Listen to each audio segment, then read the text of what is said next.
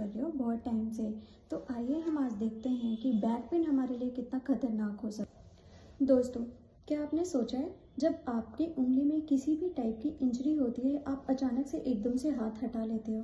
क्या आपने सोचा है ऐसा क्यों होता है? हमारे पूरे शरीर में बहुत सारे सेंसर होते हैं। किसी भी तरह की इंजरी के बाद वो सेंसर एक्टिवेट होते हैं। सेंसर एक्टिवेट होने के कारण वहाँ पे इलेक्ट्रिकल स्पार्क होता है।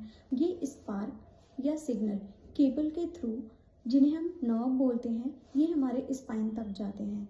स्पाइन में हमारे पास दो तरह के फाइबर्स होते हैं।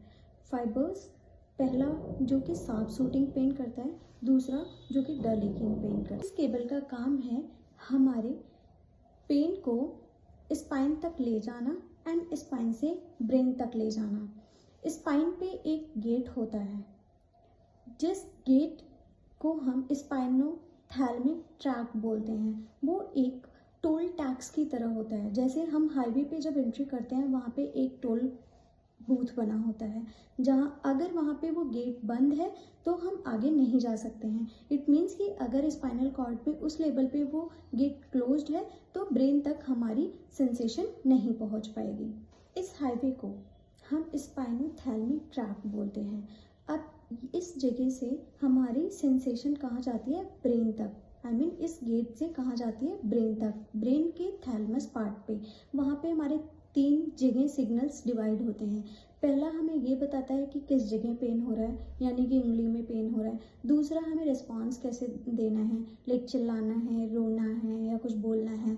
तीसरा होता है कि हमें रिस्पॉन्स क्या करना है, हटाना है या पकड़ के रखना है।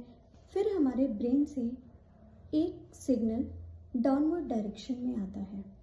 वो डाउनवर्ड डायरेक्शन में आके बहुत सारे केमिकल रिलीज करवाता है, जैसे एंडोर्फिन, सेरोटोनिन। ये सारे क्या करते हैं, हमें फिर बताते हैं कि हमें पेन से कैसे बचना है और कितना पेन हो रहा है वहाँ पे। ये है हमारा सफ़र, एक चीज़ को छूने से लेके हमारे स्पाइन तक जाने तक का और वापस आने तक का सफ़र। सोचिए, अगर आपके गेट पे, यानी कि टोल नाका ही अगर बंद है, वहाँ से आपकी गाड़ी आगे ही नहीं जा सकती है, मतलब आपका सेंसेशन आगे ही नहीं जा सकता है, तो आप कैसे उस चीज़ को सेंस कर पाएंगे?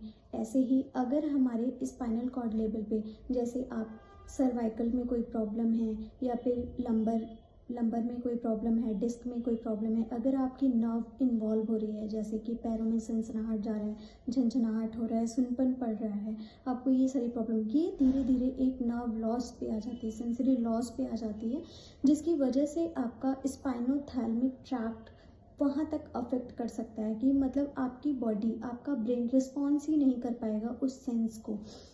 आपका पेन एक डिस्कम्फर्ट, बैक डिस्कम्फर्ट से लेके सेंसरी लॉस तक, सर्जरी तक कब चला जाएगा आपको पता नहीं